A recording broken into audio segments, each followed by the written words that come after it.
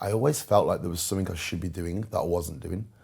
So when I was young, I always thought I was going to be a professional cricket player, and I had that energy and that urge and that sense of failure that I never got there. So I was always trying to make up for that, if that made sense. So when I was training, I never had a goal, but I knew I had to train because there was something I should be doing. And it's such it's like a weird, it's a hard thing to try and explain. I just knew there was something around the corner. Okay, but it was always physical. Yeah, it was always physical. Like, it was never. I tried to go back to uni and do marketing and stuff like that. I just couldn't. I couldn't get the love for being in that classroom and office based. It was always something physical I had to do. So I used to do bodyguard work. I used to do personal protection. I owned a gym. I did personal training. I loved the fitness side. I was a sports coach, but it was never enough. There was always something else, and I just remember thinking, I should get into the film business.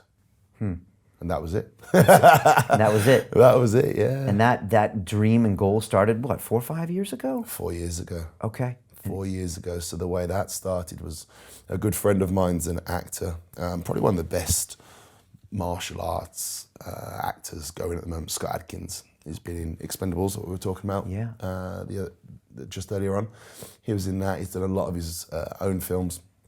And he phoned me up. I remember it clear as day. I was at the opticians and I was sat there just in a chair like this, and my phone went, and it was Scott, and I was like, it's weird. Scott never phones me. So I've picked it up. He says, I've got an audition for you. It's for James Bond. What are you on about?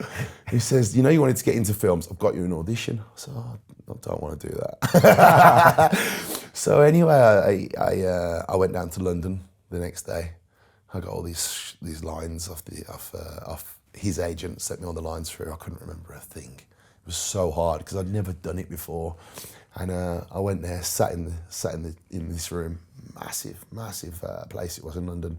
Probably one of the most intimidating auditions I've ever been to, and it was my first one.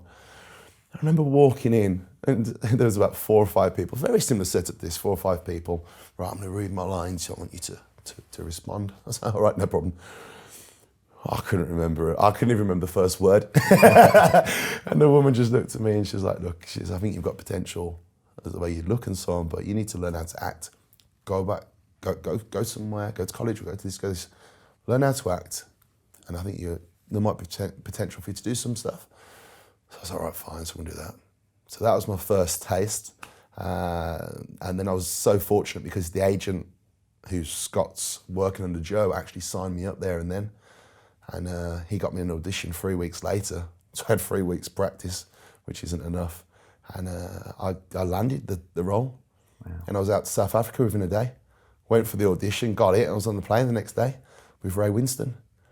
So bizarre. And from that day, it's just literally not stopped. Just not stopped working.